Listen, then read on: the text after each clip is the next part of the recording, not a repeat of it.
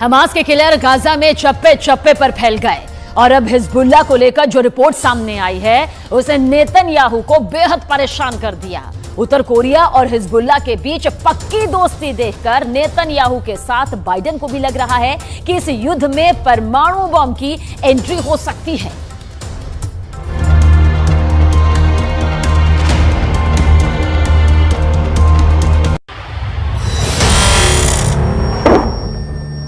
Hezbollah का सबसे नया वीडियो। लेबनान इजराइल बॉर्डर पर एक पोस्ट के पास सफेद रंग का ट्रक जा रहा है, तभी होता है एंटी टैंक मिसाइल से हमला। इस हमले में ट्रक पूरी तरह जलने लगता है। उसमें क्या था ये कोई बताने को तैयार नहीं, लेकिन बाद में इजराइल की पोस्ट पर अचानक हरकत बढ़ जाती है। कुछ लोग भागते हुए नजर आते हैं। हिजबुल्लाह के इस पिन पॉइंट अटैक ने इजराइल में बहुत बेचैनी पैदा कर दी है। क्या हिजबुल्लाह उत्तरी इजराइल पर चढ़ाई करने वाला है? क्या हिजबुल्लाह सिर्फ इस बात का इंतजार कर रहा है कि गाजा में जैसे ही इजराइल की फौज फंसेगी वो उत्तरी बॉर्डर पर युद्ध शुरू कर देगा? हिजबुल्लाह के हमले का सही वक्त क्या हो सकता है? इसे लेकर नेतन्याहू से लेकर बाइडेन दोनों पसोपेश में हैं। हिजबुल्लाह ने लेबनान इजराइल बॉर्डर पर कई हमले करके साबित कर दिया है कि इजराइल की उत्तरी सीमा अब सुरक्षित नहीं बची है। अगर गाजा पर ग्राउंड ऑपरेशन शुरू होने के बाद हमास, हूथी और हिजबुल्लाह ने एक साथ इजराइल पर हमला किया तो इनको एक साथ रोकना इजराइल के लिए बहुत बड़ा चैलेंज बन जाएगा। और तब अमेरिका की मदद के बिना हालात ऐसे बन सकते हैं कि ये तीनों फोर्स इजराइल की सेना को रौंद कर आगे बढ़ जाए।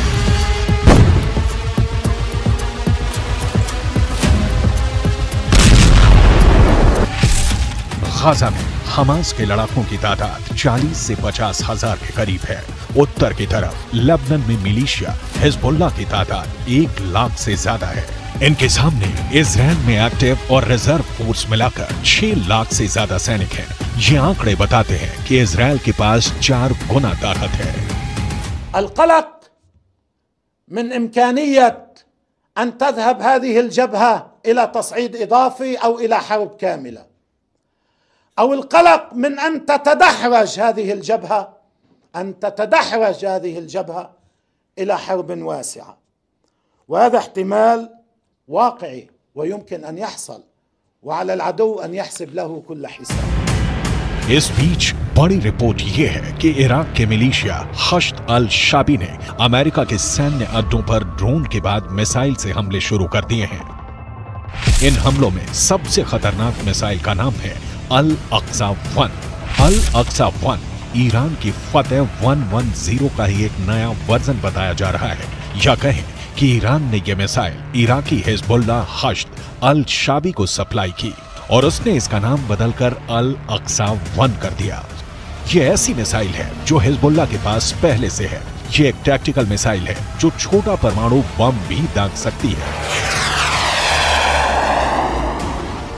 The barbarism is led by an axis of terror. The axis of terror is led by Iran. It includes Hezbollah, Hamas, Houthis, and their other minions. They seek to bring the Middle East and the world back to a dark age.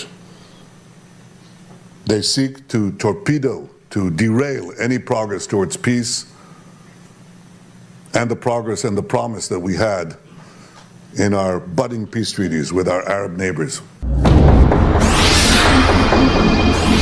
इसीलिए इस ballistic missile को लेकर अब सबसे बड़ा सवाल पूछा जा रहा है कि क्या हिजबुल्लाह के पास टैक्टिकल हमले के लिए परमाणु बम भी हो सकता है?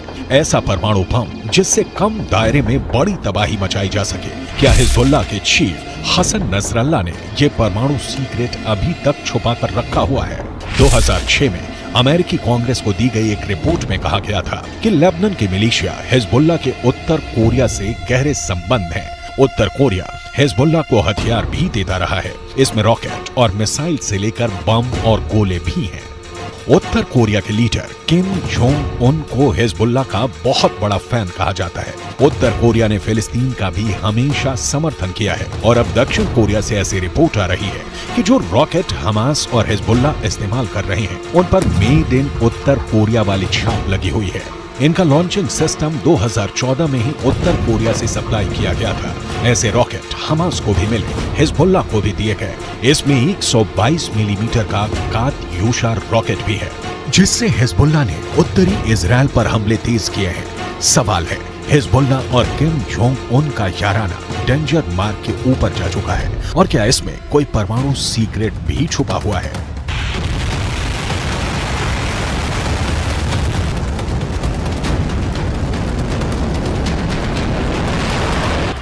फिलहाल इजराइल पर एंटी टैंक हमलों ने हिजबुल्लाह के इरादों को खतरनाक रूप दे दिया है। इजराइल हिजबुल्लाह के हथियारों को लेकर डरा हुआ है क्योंकि उसने अब तक जो एक्शन दिखाया है उसमें इजराइल की कई बड़ी पोस्ट के चीथड़े उड़ चुके हैं। हिजबुल्लाह ने 3 तरह की एंटी टैंक गाइडेड मिसाइलें इस्तेमाल की। ये है कॉर्नेट, इसकी रेंज 5 किलोमीटर तक है। ये रूस की मिसाइल है, लेकिन अब ईरान इसका देसी वर्जन देहलाविया तैयार कर चुका है और ऐसी बहुत सी मिसाइल अब हिजबुल्लाह के पास हैं।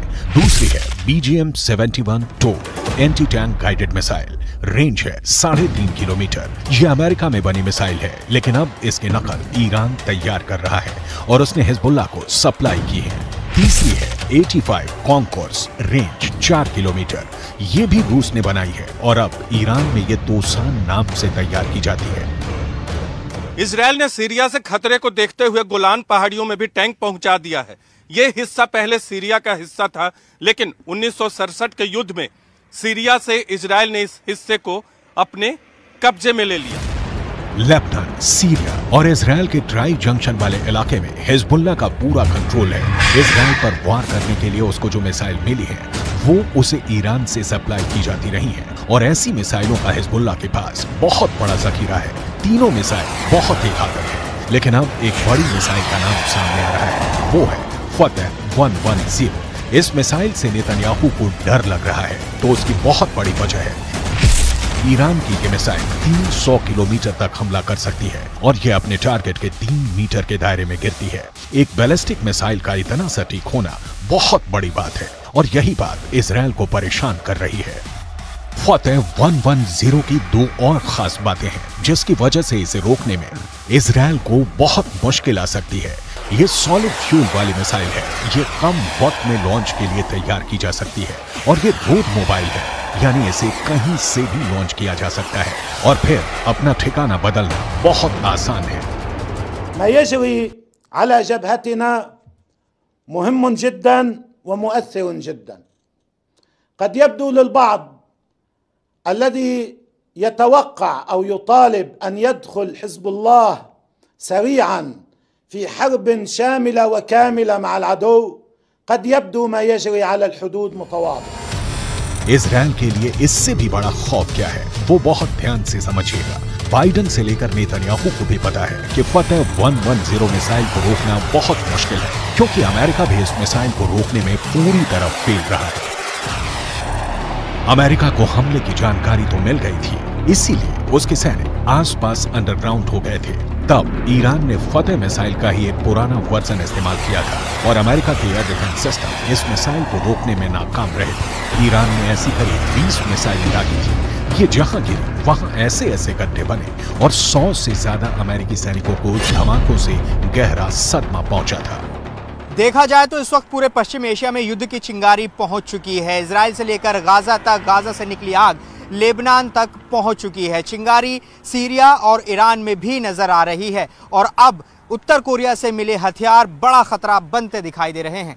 If they go strong, if they're not defeated, they will derail this process. They will imperil the entire Middle East. If the Middle East falls to the axis of terror, Europe will be next, and no one will be safe. This is not a local battle. This is a global battle. The paramount need is to defeat this axis. That battle is now being waged by us against Hamas in Gaza. There is no substitute for victory.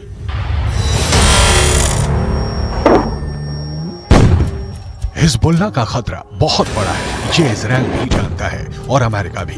अगर Hezbollah ने gear बदला तो Israel के लिए उसे रोकना आसान नहीं होगा।